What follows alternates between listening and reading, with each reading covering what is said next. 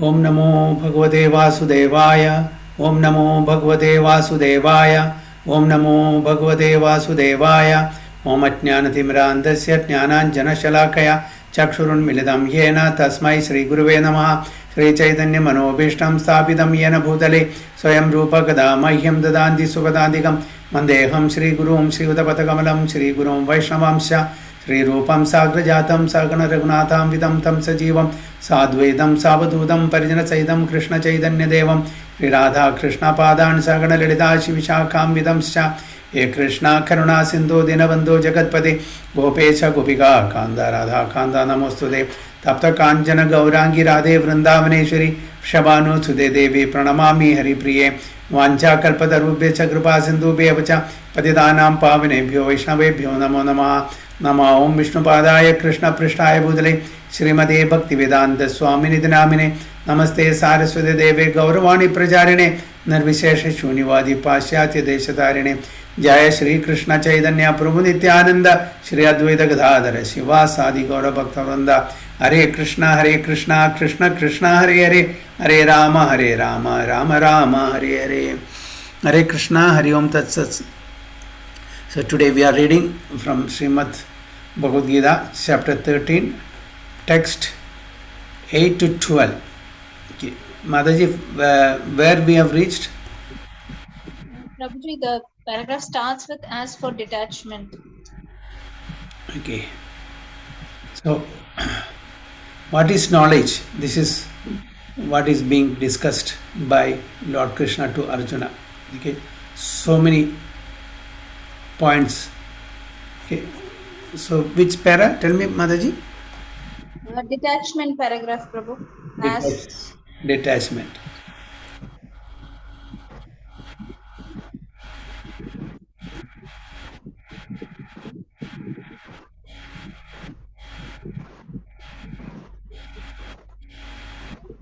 Happiness and distress, we have read? No.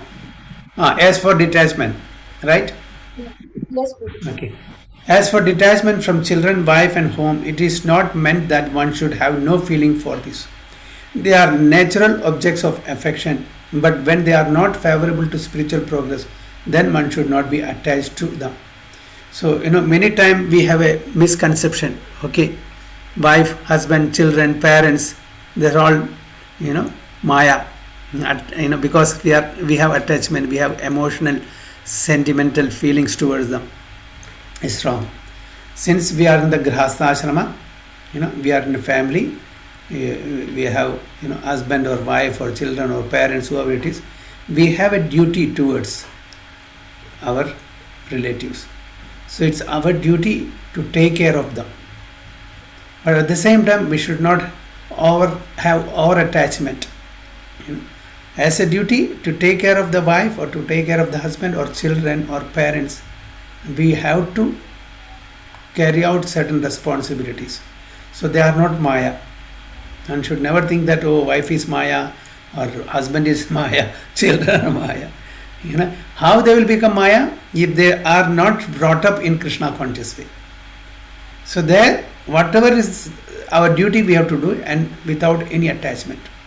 Sometimes people say, when somebody elders leave the body, why we should cry? The body is, anyway, it has to perish and soul is eternal. Yes, this knowledge is very good. But we have for so many years, we have had relationship to that body, isn't it? And when that person leaves, definitely we'll have that emotional feelings towards that person because we have good relationship and we really feel sad or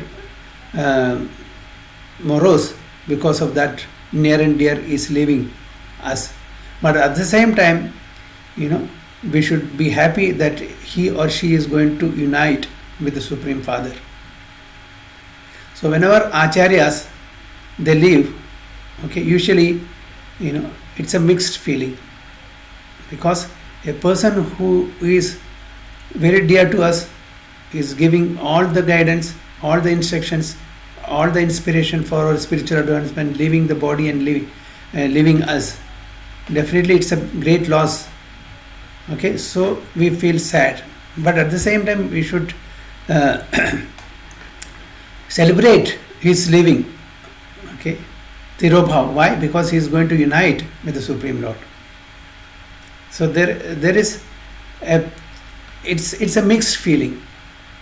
Okay, it's a mixed feeling when a person of a pure devotee is leaving the body. Okay, and when a relative is leaving the body, the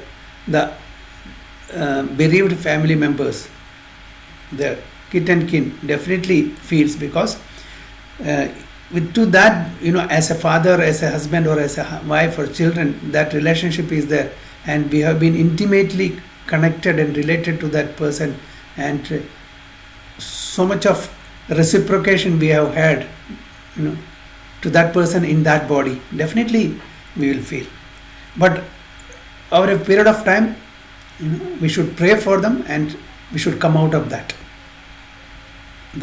moroseness, that sorrowness. That's what. So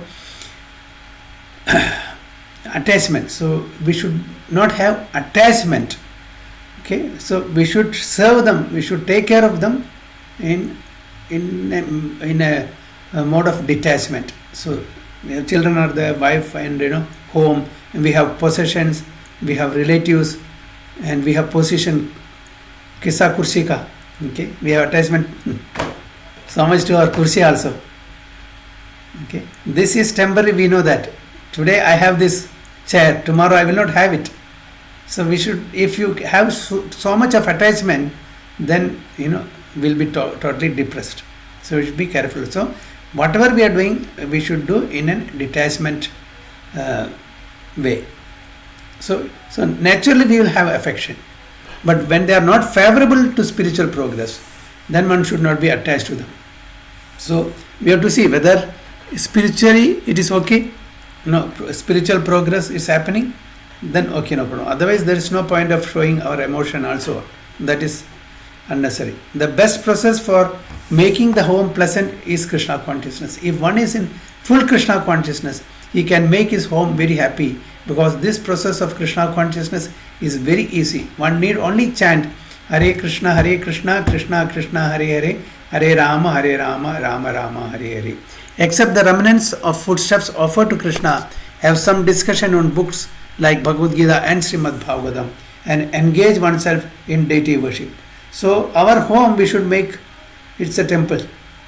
We should make our home as a temple. Okay. Along with the family members, we should chant Hare Krishna mantra. We should honor prasadam. We should read Bhagavad Gita, Bhagavatam. Okay. We should discuss Matchitta Madgada Prana Bodhayanda Parasparam Kathayandascha Mam Nityam Tushyanti Charamandicha.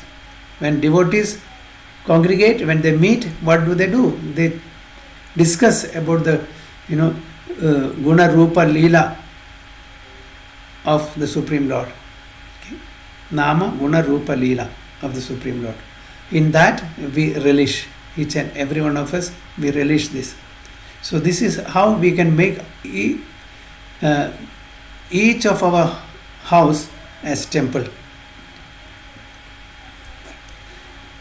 If one can mold his family life in this way to develop Krishna consciousness, following these 4 principles, then there is no need to change from family life to renounced life. So as Grahastha, we can make this spiritual life very nicely. Okay, we don't have to change any ashram. It's not necessary that we have to become a sannyasi or vanaprastha or brahmachari. Even in Grahastha ashrama, we can lead a very nice Krishna conscious life. But if it is not congenial, not favorable for spiritual advancement, then family life should be abandoned. One must sacrifice everything to realize or serve Krishna, just as Arjuna did. But at the same time, the statement we should take in the right perspective. As far as we have responsibility, we have to carry out. Once the responsibility is finished, then one can leave the home. For example, the family is there, wife is there, husband is there, children are of young age. They are not on their own. Can the father leave the family? No. The father cannot leave the family. The father has the responsibility towards the mother and the children. Once they are matured enough, they are on their own, then the father can decide. And there's, especially the ladies should be protected by the father, by the parents, okay, when they are young, and when they are elderly, they should be protected by the husband, okay, of marriageable age.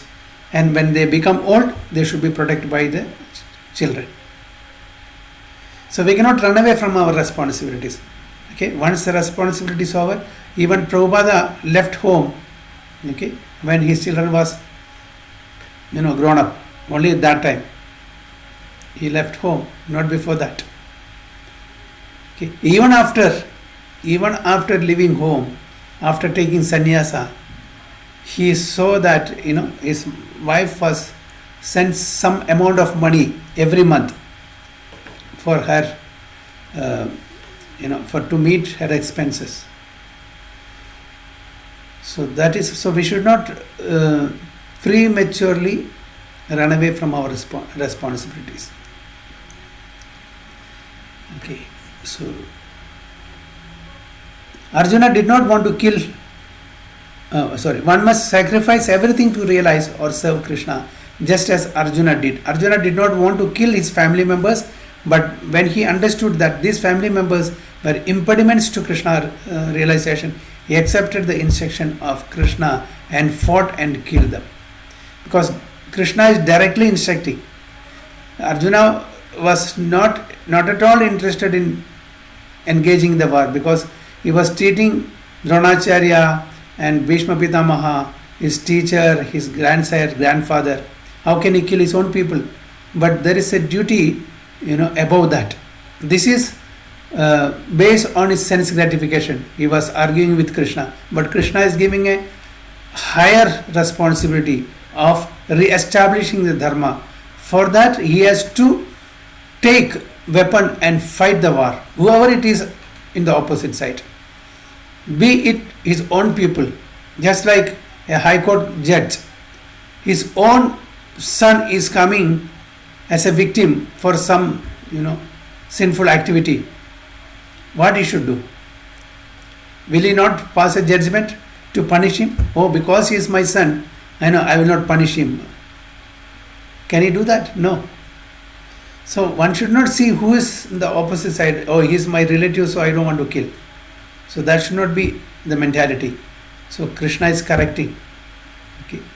So whether in the victim box it is an outsider or his own son, the judge has a duty, he has to pass the judgment.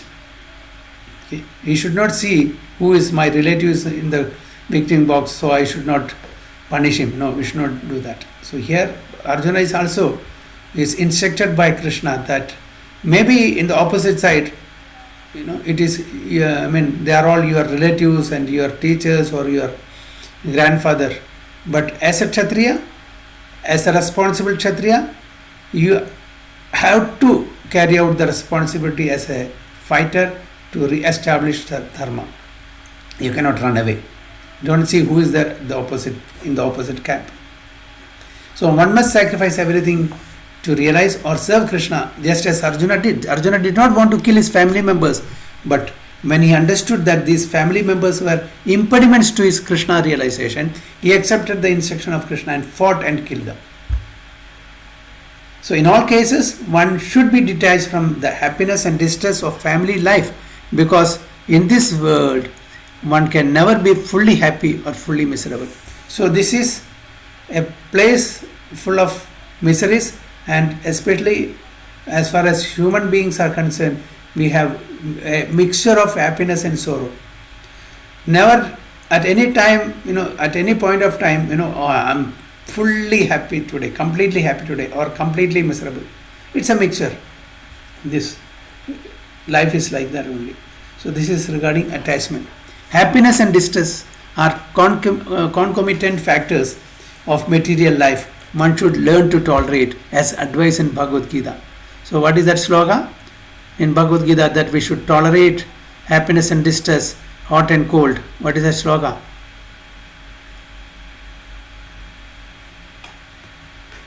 Sitoshna Sukha Dukkada. Yeah, Matra Sparsastu Kaunteya, Sitoshna Sukha Dukkada, Agama Paino Anityas, Tam Tikshaswa Bharata. Okay.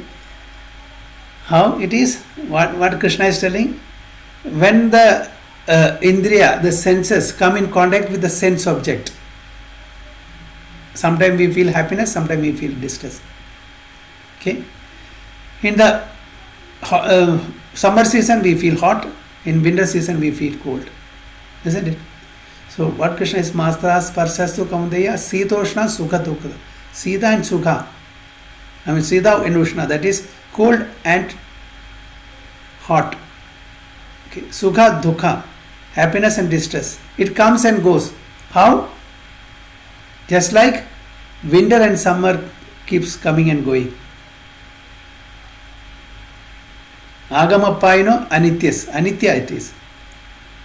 Okay, it is temporary. It's not permanent. That's not that winter is going to be there forever, or rainy season is going to be there forever, or happiness is going to be there forever, or distress is going to be. No, it comes and goes, just like our seasons.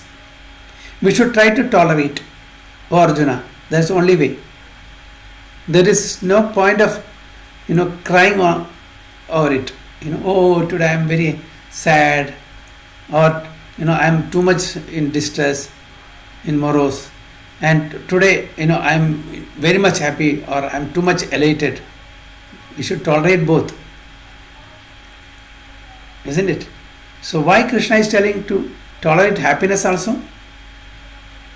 What is the point?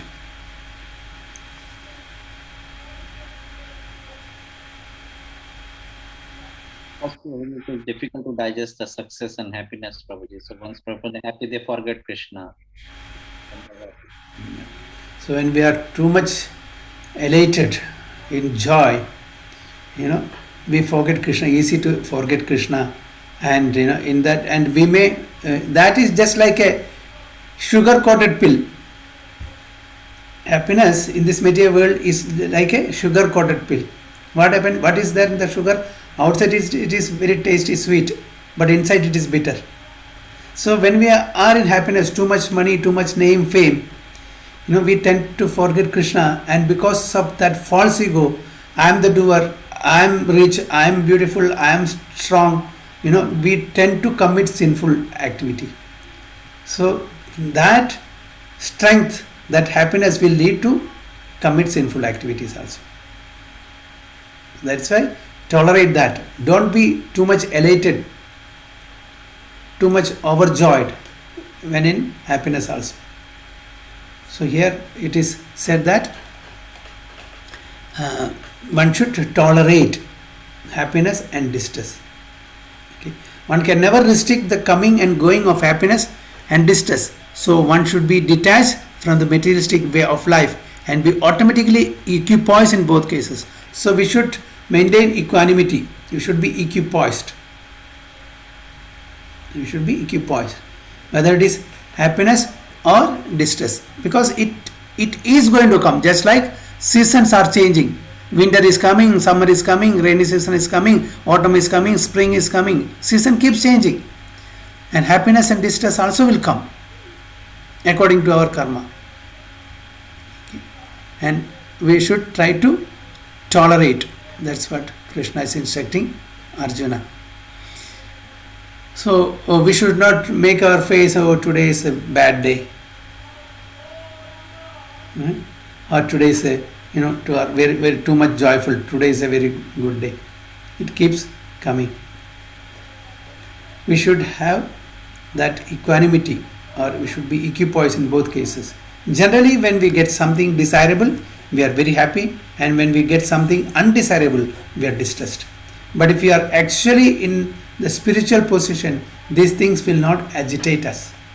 To reach that stage, we have to practice unbreakable devotional service. Devotional service to Krishna without deviation means engaging oneself in the 9 processes of devotional service: chanting, hearing, worshipping, offering respect, etc. As described in the last verse of the 9th chapter, that process should be followed. So only a person who is performing devotional service. This 9 types of devotional service: Shravanam, Kirtanam, Vishnu Smaranam, Pasavanam, Archanam, Bandhanam, Dasyam, Sakyam, Atma Nivedanam will be equipoised. Then, he will not get too much attached to this, and he will be able to maintain equanimity in any situation. So it will not affect. So unbreakable devotional service, to reach that stage, to reach that level, that ahaituki apratihata, unbreakable, unstoppable, without any interval, without any hetu, without any purpose or reason, motivation. We should do devotional service. So one should follow, as Prahlad Maharaj said, there are 9 types of devotional service, like chanting, hearing, worshipping, offering respect. So we should do this devotional service so that we also can tolerate any reversals in our life. Not only the happiness, in a reverse also, we have to tolerate happiness and reversals. We have to tolerate. So naturally, when one is adapted to the spiritual way of life, he will not want to mix with materialistic man. That would go against his grain. One may test himself by seeing how far he is inclined to live in a solitary place without unwanted association. Naturally, a devotee has no taste for unnecessary sporting or cinema going or enjoying some social function, because he understands that these are simply a waste of time. As far as possible, limit our activities to the extent that is required, the material activities, to the extent that is required to keep our soul and body together. Because we are in the material world, we are in the grahasthashrama, we have to work, we have to mingle with outside people, non-devotees, but we should maintain that relationship to the extent that is possible, not to unnecessarily waste our time mingling with materialistic people, because slowly and gradually they will grab us towards them. So we have to be very careful. Sporting or cinema going, enjoying some social function. Social function, we can convert that into spiritual function, just like how our Paramananda Purushottam Prabhu is doing. Any social function, we can convert that as spiritual function. So add, so that we don't cut off from the social friends also. We can add them, we can include Krishna, make them also chant, give such a very good environment of Krishna conscious activities. This is how we have to bring them also slowly and gradually. So if it is totally material function, we have no taste now, especially now, those who are practicing Krishna consciousness, we cannot enjoy in any material social function if it is totally social function. Somewhere, if we get a chance, we have to give Krishna to them. At least, make them chant some bhajan, some kirtan. In that, even if we are obliged to go to some such material social function, wherever possible, we should try to give some Bhagavad Gita, some spiritual book, or make them chant Hare Krishna mantra, sing a bhajan. So this is what we have to do. Because in the material world, we have so many obligations towards the society, towards the friends. So we may not be able to cut immediately. Slowly and gradually, we should improve. Okay, and because he understands that these are simply a waste of time. There are many research scholars and philosophers who study sex life or some other subject, but according to Bhagavad Gita, such research work and philosophical speculation have no value. That's more or less nonsensical. According to Bhagavad Gita, one should make research by philosophical discretion into the nature of the soul. One should make research to understand the self. That is recommended here. Because we have got so many schools, colleges, universities where so many material subjects are taught. Where is that university which is teaching us about the existence of the soul? No university. Okay. So this is the only platform where we can understand and learn about the soul. Because they don't teach about, in the school or colleges, universities, they don't teach about soul at all, the real self. They even deny that there is such an entity called soul. There are so many, scientists with atheistic mentality. They deny. So we should discuss and we should research on such matter and we should teach such matter. And as far as the realization is concerned, it is clearly stated here that Bhakti Yoga is especially practical. Okay, Bhakti Yoga, there are different yogas, Dhyana Yoga, Jnana Yoga, Karma Yoga, but Bhakti Yoga is especially practical. As soon as there is a question of devotion, one must consider the relationship between the super soul and the individual soul. The individual soul and the super soul cannot be one, at least not in the Bhakti conception, because there are different philosophies where they also says at some point of time the individual soul merges with the super soul. So that is not the philosophy of Vaishnava tradition, and as per Bhagavad Gita also it is not so. It's not so, because Lord Krishna very clearly says in second chapter, Natvevaham jatu nasham, natum neme janadiba. Never was there a time that you did not exist, nor these kings, not me.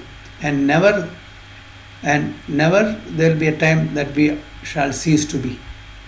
Okay? We are always existing. We were existing, we are existing, we will be existing. So we will never merge with the super soul. We will go to his abode for our eternal seva. Hare Krishna, Prabhuji. Hare Krishna. Thank you. Sorry to interrupt you, Prabhuji. But there is 5 types of mukti, Prabhuji. So one mukti is to be merged with the super. Yeah, that is the lowest, Sayujya. That is the lowest. Okay, in the Srimad Bhagavatam also they have given the main 4. Sayujya is the lowest, because there are, as you rightly said, Sayujya, Samipya, Salokya, Sastya and Sarupya. So Sayujya is the lowest, where we want to lose the identity, our individuality. But then again in Srimad Bhagavatam 11th canto, I think, because how long you can be inactive? You are going to be in the Brahman, okay, for billions and billions and trillions of years. But at some point of time, you will develop some desire to do some activity. You cannot be inert. Without service, we cannot. Suppose, I am put in a room, without any contact, without no mobile phone, no news. How long I will be able to stay here? Deep slumber, no? So at some point of time, we will develop the desire to do service. Okay.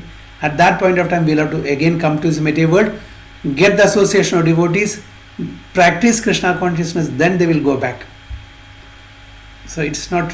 So there is every chance that they will fall down from that Brahman. That is what Vaishnava philosophy teaches us. Is there in the 11th canto. Prabhupada very clearly writes in the purport also.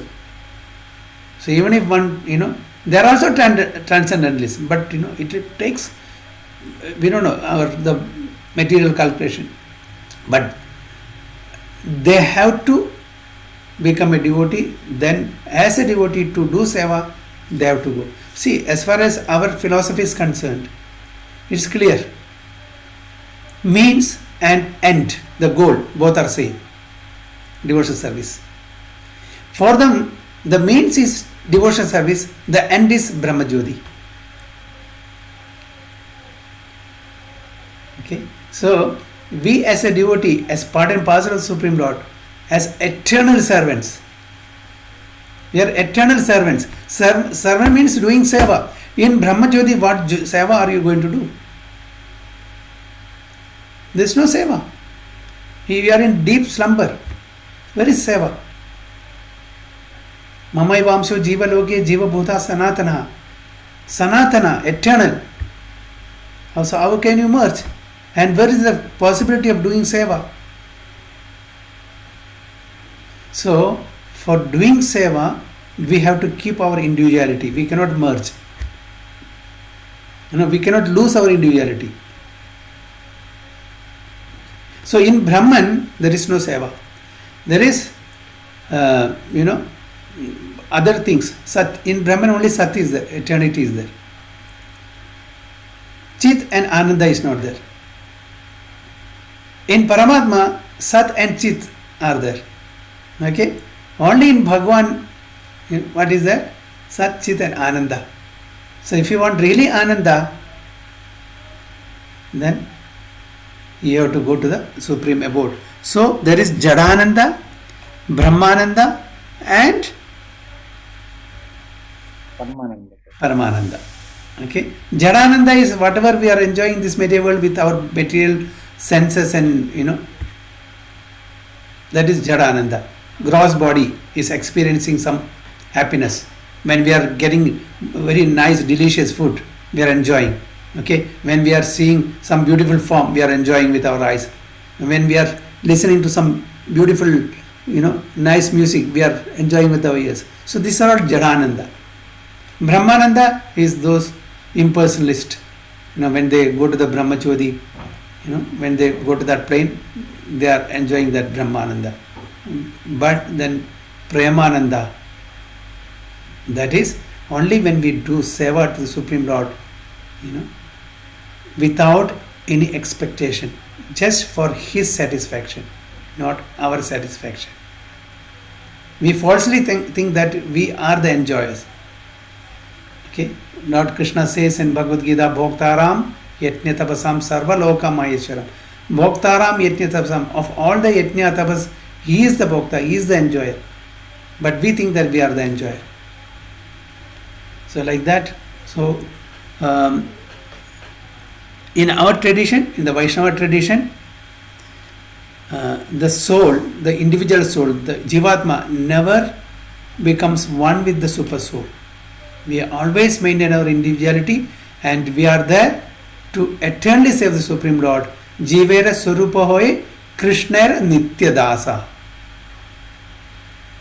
Krishner Nitya Dasa. So we are eternal servant. Servant or seva means service. Servant without service is not a servant, isn't it? There should be service. So service is available in the spiritual planets, not in Brahmajyoti. So one should be established in that philosophical conviction. So this is our Vaishnava tradition teaches us. So in the Srimad Bhagavatam 1.2.11, this is explained. Vadanti tat tattva vidas tattvam yajnanam advayam brahmedi paramatmedi bhagwan idhi sadhyate. So that is what in Bhagavatam 1.2.11 it says. Okay, those who are actually knowers of the absolute truth know that the self is realized in three different phases: Brahman, Paramatma and Bhagwan, which I have explained now. Okay, Bhagwan is combined of the combined knowledge or aspects of Brahman and Paramatma also. In Brahman only Sat is there, Brahman aspect. In Paramatma both Sat Chit is there, and in Bhagwan all the three, Sat Chit and Ananda. So Bhagwan is the last word in the realization of the absolute. So what is the meaning of Bhagwan? Bhagavan, as per Parasara Muni, father of Vyasadeva. Bhaga means opulences, Van means one who possesses. One who possesses all the 6 opulences in full can be called Bhagavan, Bhagavan. One who possesses all the 6 opulences. What are the 6 opulences? In 100%.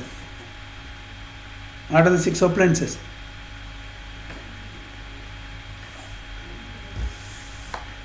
All knowledge, all beauty, all power, all aishwarya, all renunciation, and fame.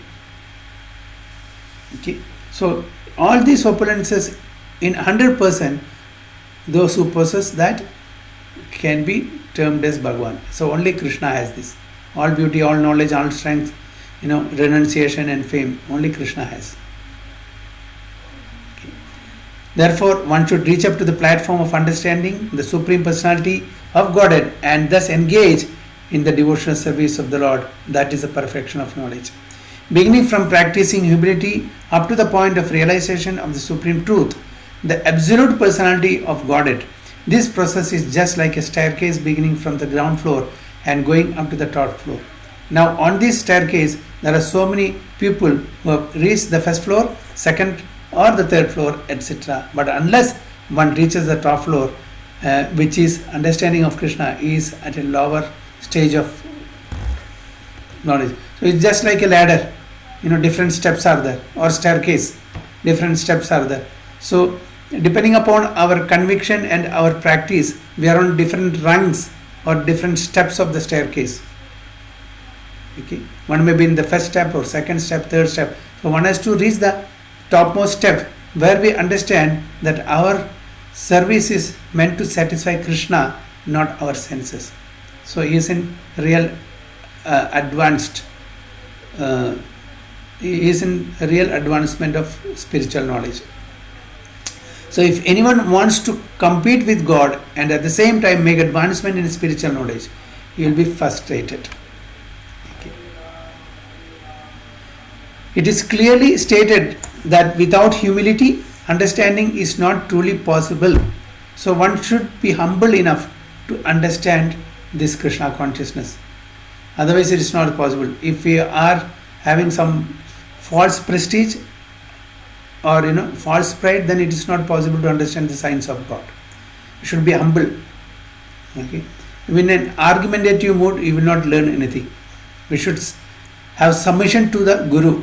That's why in Bhagavad Gita Lord Krishna says, Tadvidya pranipadena pariprasnena sevaya upadekshanti te jnanam jnaninas tattvadarshina. Once you surrender in a submissive mood and serve him. So although the living entity is always being kicked by the stringent laws of material nature, he still thinks I am God because of ignorance. There are some philosophy, some philosophical injunctions where it is taught that I am God, I am Narayana. Okay, so that's ignorance. The beginning of knowledge, therefore, is amanitva, humility. One should be humble to know that he is subordinate to Supreme Lord. Due to rebellion against the Supreme Lord, one becomes subordinate to material nature. One must know and be convinced of this truth. Okay, so we should have all the humility so that we accept whatever Lord Krishna says in Bhagavad Gita through the medium of Arjuna. One should not think that I know everything. Oh, I know Krishna, I know Bhagavad Gita. Okay, we might have read once or twice Bhagavad Gita. What do we understand by reading once or twice? We don't understand. The more you read, the more you realize. The more you hear from the authentic source, from exalted devotees, the more realization we'll get. So one should never think, oh yes, I have read and I have understood. No. So we should follow the instructions of our acharyas, and especially we should follow the instruction given by Lord Krishna, to all of us through the medium of Arjuna. Arjuna has been used as an instrument to impart this knowledge to all of us. So we should read, we should hear this from a bona fide representative of Arjuna. We are not supposed to hear this from a shopkeeper or a sports personality or a film personality or any politician. We should read, we should listen this from a pure devotee of Supreme Lord. Hare Krishna. So we have finished this text 8 to 12. Okay. Hare Krishna. I'll stop sharing here. Next is text 13 next week. Hare Krishna. Stop recording.